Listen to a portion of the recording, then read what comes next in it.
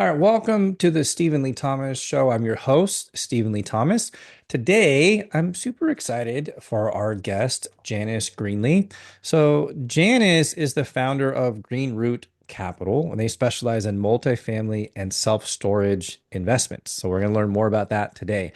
She's also the founder of New Power Energy, which provides personalized energy consulting to help residential and small commercial customers save on electricity bills and gas bills, which is also fascinating. Um, Fun fact, Janice just closed on a 152 unit deal, an apartment complex in Tyler, Texas. I'm going to dig in more about that today. And she's also has another investment opportunity for a storage unit that just came up. So Janice has a lot of really exciting things going on. Janice, thank you so much for taking time out of your busy schedule to meet with me today. Thank you, Stephen. I'm really excited to be here. And I know you were at a networking event earlier. You are very busy in the real estate networking, um, uh, doing a lot of networking. I feel like every time I talk to you, you're at some networking event. So you made a decision to like jump all in on this, right? I did. I did. So I was a headhunter for a long time, and my husband was hit with furloughs during COVID. And we said, all right, we need a plan B because we don't like this. And so we started, that's when our energy business came in, and it put us in close proximity to multifamily owners, property managers, leasing agents, those types of folks. And I didn't even know this was available to regular people like me. And I had already quit my job and decided that if I'm going to do it, I'm going to do it all. So I jumped right in both feet. And I would say probably, and don't let this scare anybody, probably 16 hours a day, every day for quite a long time because I wanted good education. I didn't want to wing it. I wanted to really understand what I was doing. Um, Before, let's back up a little bit. Had you looked at any other type of real estate in investing? I mean, because a lot of people they will look at maybe single family, whether that's renting or fix and flips, or maybe some people try wholesaling or Airbnbs. Was that part of like had you looked at any of that before you decided to get into apartment investing? So I had a rental, a single family rental years ago. Was not a good experience. I don't want to be a landlord. I didn't like it. So after that, I thought, well, that's not for me. And then, of course, you watch HGTV and you've got all these folks that, they can flip these properties. Well, let me just tell you that my husband is wood challenged and I cannot decorate for beans. So that's out. So those were never on the table because it just didn't fit what we thought we could do. That takes a lot of elbow grease that we didn't have the skills. So no, we really hadn't looked at anything. I thought about wholesaling and I talked to a few people about it like very casually and I didn't want to do that because it still gave too much emphasis on somebody else. How do I put this? I wasn't in control and I wanted something where I could be a little bit more in control of my success. And I didn't feel like wholesaling gave me that option. I had to make sure that there were buyers and what if the market crashed and there were too many variables. And the same with Airbnb. I mean, COVID showed that you never know what can happen. And so those weren't on the table either. Yeah, I've talked to a number of people who've gotten into wholesaling and have actually gotten into quite a bit of debt on the wholesaling thing, which is like a big backfire. So there's definitely risk there. I can share with you my wife and I had looked at actually not looked at we did a flip on a house, moved into it. It was a nightmare trying to track everybody down, get everything done because everybody has, their motives and just getting people to show up and get work done was like it was the most frustrating part. And then when we went to sell the house, the realtor said, "Oh, you guys did a great job, but you over improved it." And I was like, "Over improved it? Like, what are you talking about?" And he's like, "Well, the comps aren't as nice as your house. Right, So you can't sell it for as much as you were hoping to. I'm like, well, this, what a right. nightmare. So, that led me to, like, I was just kind of checking these boxes. Like, I don't want to do that in real estate. I don't want to do Yep. that in real estate. I don't want to do that in real estate. But then we get to this multifamily apartment investing. So, can you explain to someone who's never invested in multifamily before, like, what is it exactly? How does it work? Well, there's a couple of different ways that they can be structured, but I think the most common way that people think about is the syndication piece. So you have a couple of folks, I'll say me and you. Let's say you and I, we go out and we find a property that is a good deal for a multitude of reasons. And we're general partners and we want to purchase that. But I don't have $5 million to purchase that property. So we get a loan, but we also have to raise capital. And that's where that passive investor can come in and be part of a deal. And you can syndicate it. You can bring in outside people. So you don't have to just have everything on you. You can partner with other general partners. You can bring in, passive investor money. It becomes this, what I'll call this great team sport to purchase a piece of property, depending upon the business model, like our business model is to buy something that needs some kind of a value add, so an upgrade or better property management or whatever. And then we'll hold it for a few years and then sell it.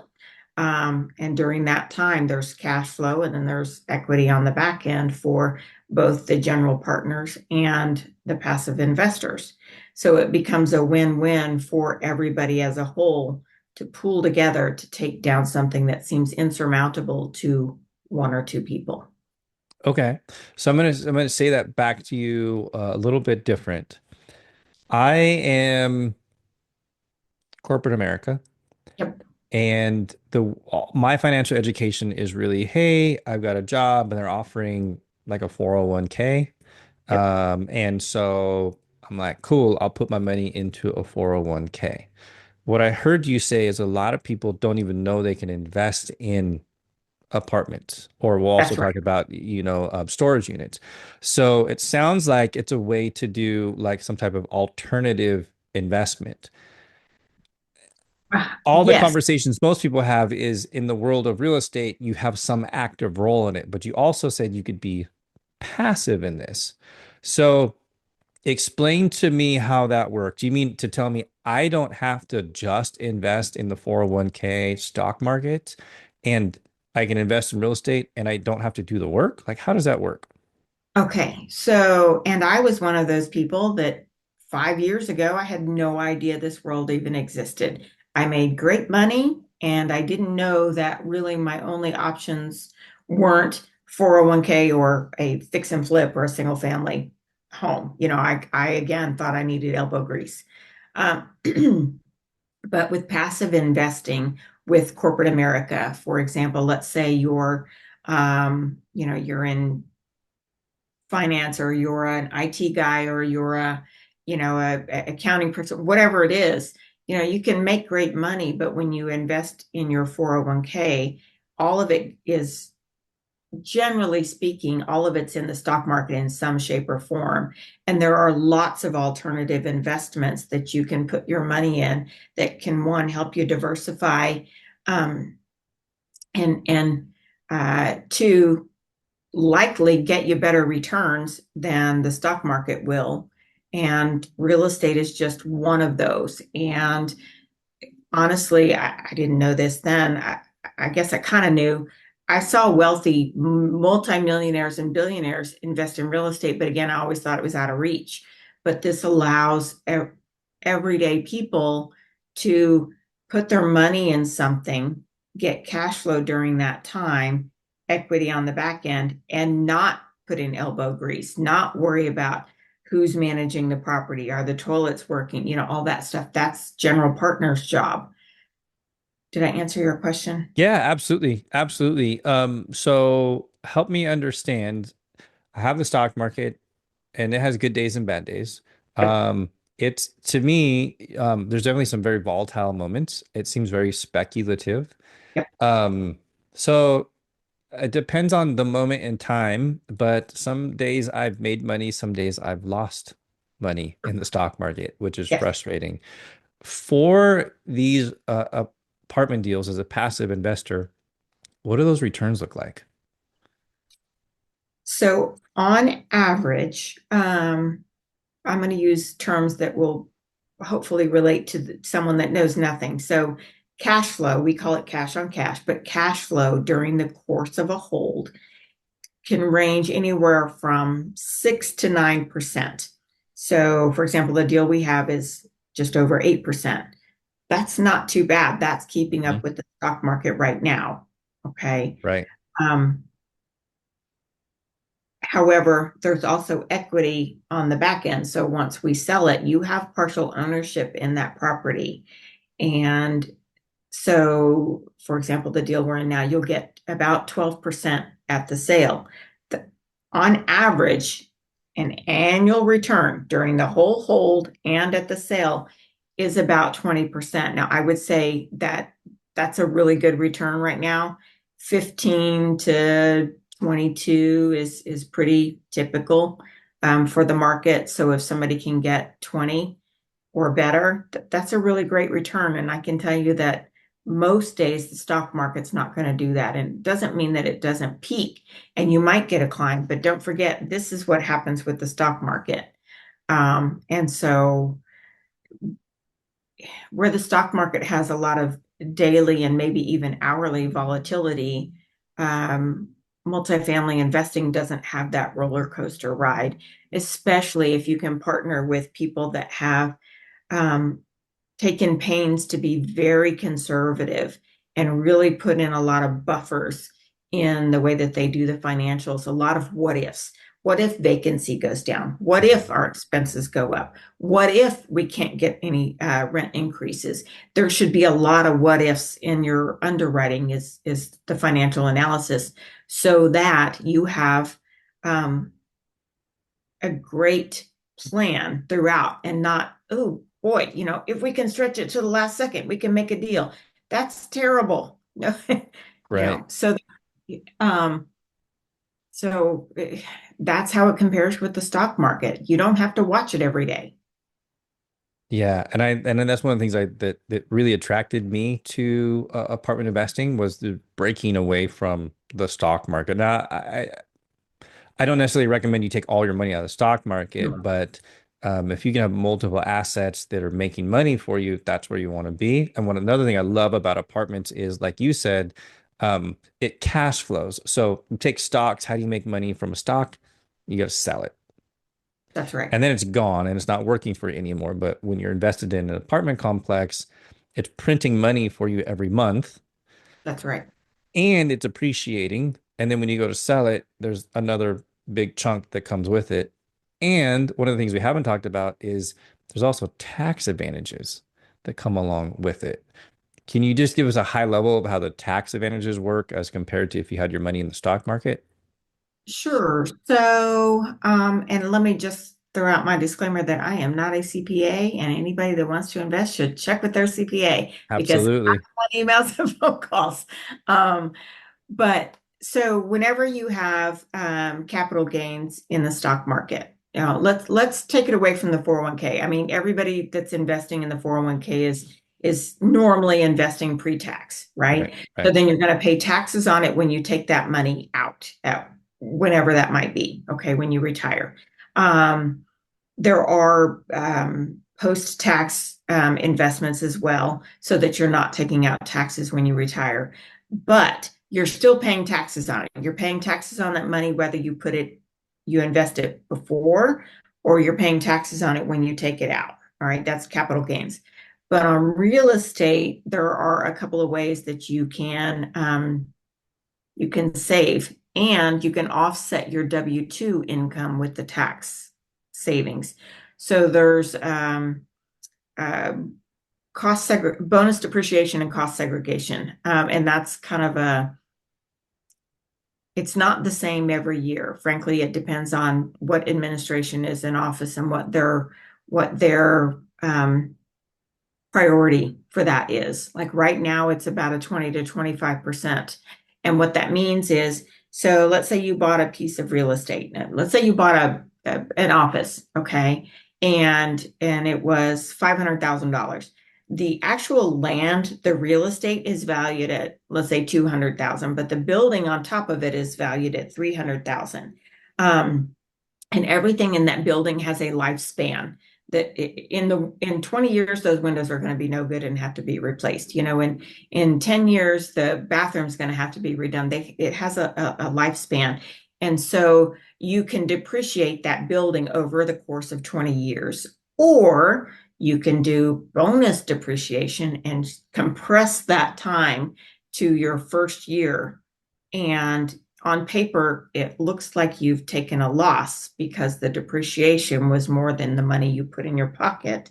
So you can get, it's called a K1 at the end of the year. You can get a K1 at the end of the year that looks like you made no money, although you know that you were getting those quarterly distributions in your account. Yeah, my CPA, I remember the first year I did one of these passive investments and I gave her the K1 and I was like, let me go get my checks that I got for my investment. She said, I don't want to see those. She said, I never need to see the money that's going in and out of your account. I just need to see the K1s.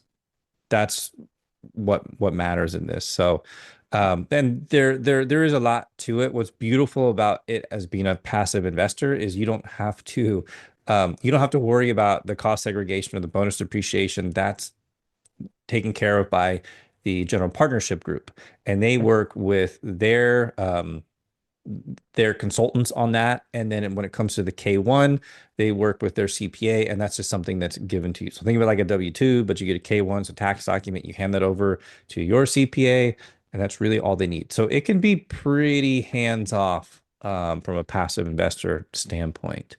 Absolutely. That's one of the things I love about it. So I want to move forward a little bit here. There might be some people who are considering this. Maybe you have some questions. What are some of the common misconceptions that you hear from the passive investors when they first learn about apartment syndications? Uh, a lot of people think they have to have a lot of money. Don't you have to have millions of dollars to invest in an apartment? No, you don't. That's the whole beauty of syndication is you're pooling your money with other investors as well. So on the low end, I've not seen anything really less than 25,000 as a minimum. Hmm. 50,000 is pretty typical as a minimum to get in. That's the first thing. The second struggle or I guess obstacle pushback is people think they have to have just cash sitting in their bank account to invest. And that's not true either. If you have like an old 401k or an old IRA, you can roll that into a self-directed IRA and you can invest some of your retirement funds directly into a multifamily deal. And then those funds are that cash flow goes right back into that account. And it's not a withdrawal on your account. So there's no fees and you're not paying taxes. It is just another investment. So there's a lot of opportunity for people to get in when they never really thought they had that available to them. Yeah, I think that's a Um, huge untapped opportunity for people to invest in deals.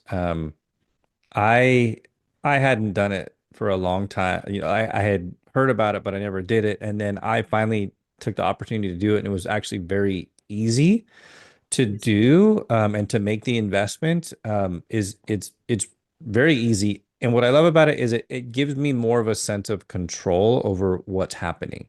So let me say it's a little bit different. If my money's invested in the stock market and 401k, I just kind of get to pick the blend, the end. And I cross my fingers and I hope that that's right. Fidelity's analyst, whoever it is doing their job right.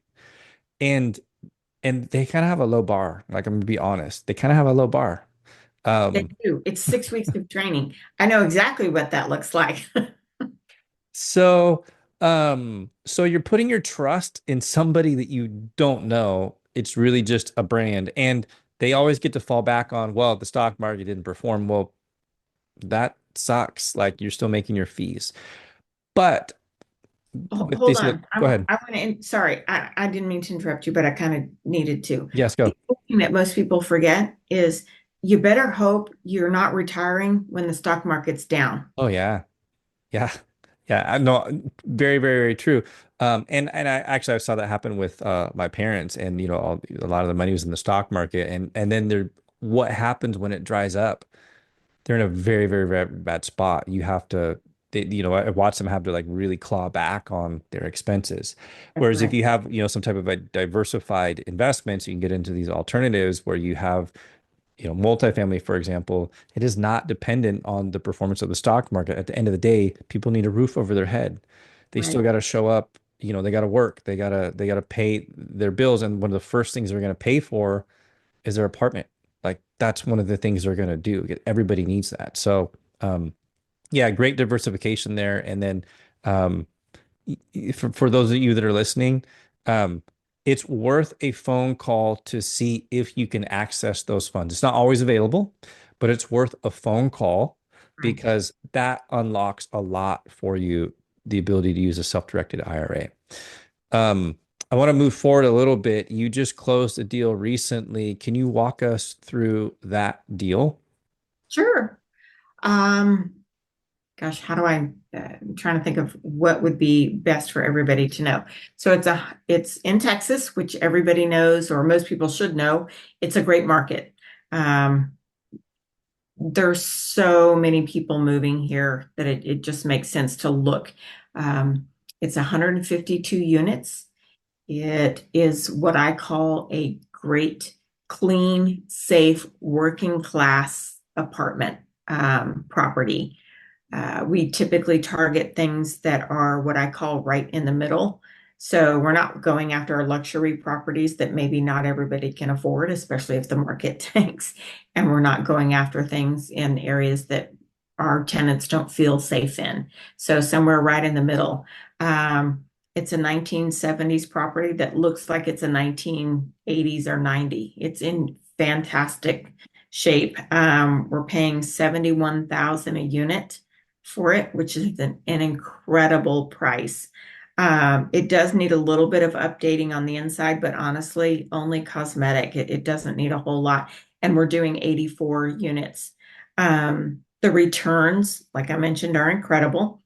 Over 8% cash flow, 21.2 is anticipated overall, the ARR or annual rate of return for our investors. We do have this plan to hold a little bit longer than we would typically like. It's a 6-year hold, but it's because we're assuming a loan at 3.8% interest.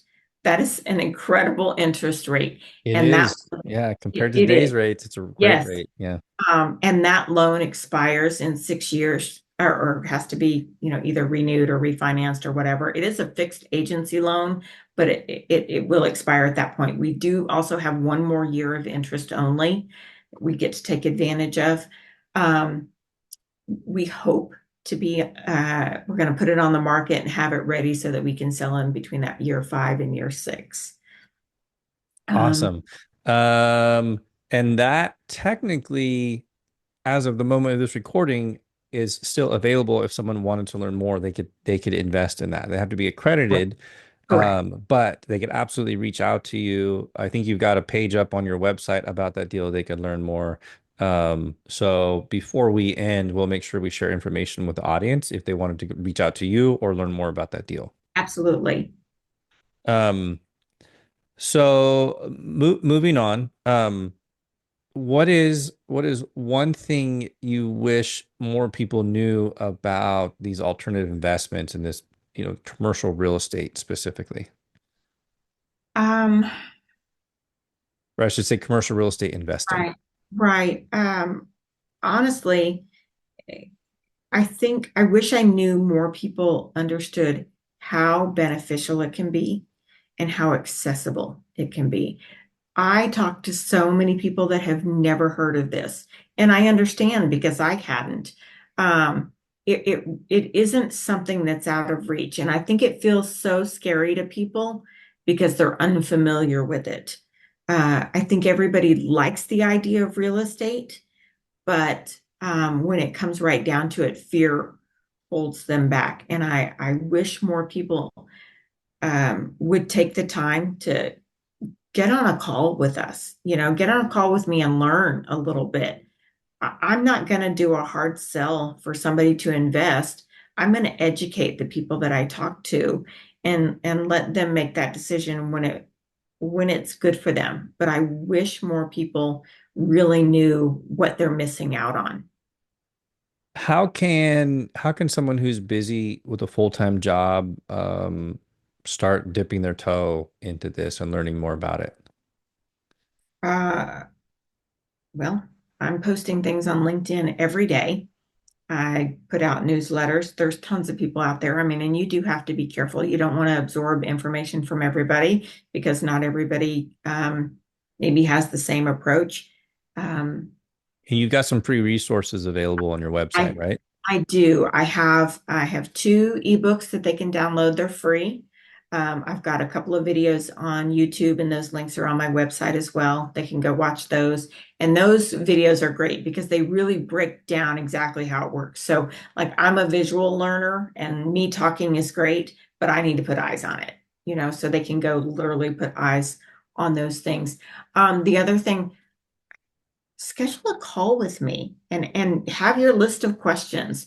I'm happy to run through all of the information with them, and then of course they can join my newsletter, and we can, hate to say flood them, but we'll get them a lot of education Get them so that they educated. can, Yeah. yes, they're not sales pitches, they're education. And the more education somebody has, the more comfortable they end up being with something that they're not familiar with, because familiarity breeds comfort. And so you have to get around it. You have to be around it. Go to a real estate networking group.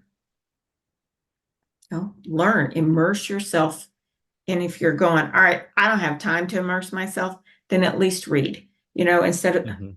sounds terrible, instead of scrolling Facebook or whatever at night, jump on my website and spend 10 minutes. 10 minutes a night for a couple of weeks, you'll have a ton of great information. Awesome. What advice would you give someone who's curious about investing in apartments but still on the fence? Find out why. Well, first of all, get a little bit of education. Um, really dig in and figure out why you're on the fence. What's holding you back? Talk to somebody. Go, if you have a deal in front of you and you're not sure if that's the right deal for whatever, take it to somebody else that does real estate and let them walk you through what they see as the pros and cons of that deal. Um, because it never hurts to get a second opinion. Also, if that isn't the right deal, find another one, get into it, get moving now. Again, just like the stock market, time is on your hands. It's your best friend. The sooner you can get into investing, the more time you have to grow your finances. Yeah, I love that. I think it's really just taking that first step. It's like anything scary. You just take that first step. And once you take the first step, then you start learning along the way. So one of the things that I'll see people do is they will do a smaller investment amount first. It's more comfortable to do that. What then the other thing I see on the other side of that is once people start seeing how easy it is and what those returns are like and the advantages, then they start getting into much bigger 100, $200 million investments. So one thing I want to put in perspective is how much money does a person need to retire? A lot of people don't actually know that, but it's actually millions of dollars. If you It want to have a good retirement, you need millions of dollars. And so there is this fear of, well, I'm only going to put a little bit of money into the apartment investing, but like what Janice was describing, if you put the stock market versus apartments side by side, almost all day long, the apartments outperform. right. So I get it, and I do advise people maybe dip your toe in the water, do a small investment, but as soon as you become comfortable with it, the way you're going to really accelerate your wealth growth and the retirement piece is doing much larger investments. So, $25,000 at a time isn't really going to get you there. It's just going to make a little bit of a splash. So think about the effort that you're putting into your retirement funds and how much you need to have there. Well, what if you could accelerate that by almost like doubling what happened as compared to the stock market? If you're behind, you want to get caught up, you need to have this conversation with Janice. You need to go talk to her and see, like, is there a way if I invest with you, can I actually really accelerate this? And she'll walk you through how the whole process would work. Absolutely. And I'm going to throw out another thought. I think we all look at retirement as an age, and retirement really isn't an age. It really should be a number, or whether that's a monthly number or, a lump sum, whatever the case may be, enough for you to comfortably live on for however long is left in your life. And I will tell you, I have a friend who lives only on passive income from real estate, And and that's she's awesome. younger than me. So, yeah, Uh, I want to be her when I grow up. She's cracked the code. She's cracked the Yeah. code. All right, Janice. Well, I really appreciate you taking the time to meet with me, educate the listeners. Where can people connect with you and start learning how to invest with you? The best place is for folks to go to my website. It's greenrootcapital.com. You can subscribe to our newsletter there. You can download ebooks. If you want to email me, it's simply Janice, Janice, at greenrootcapital.com. I'm not going to throw my number out online. I feel like that may be a bit much, but message me there. I'll get it within 5 minutes and we'll get back to you and schedule a call. And we'll make sure we include those notes in the show notes, with the contact information in the show notes. And then also, Janice, I know you're very active on LinkedIn, so we'll make sure we provide that link on LinkedIn. So, Janice, thank you so much. I'm super excited for you in this deal and your other opportunity that just came up, and I might have even gone on a property tour today. So lots of great things for you in the future. Um, Folks, I will see you in the next episode. I'm Stephen Lee Thomas. Thanks for having me. I really appreciate it. You got it. Thanks, Janice.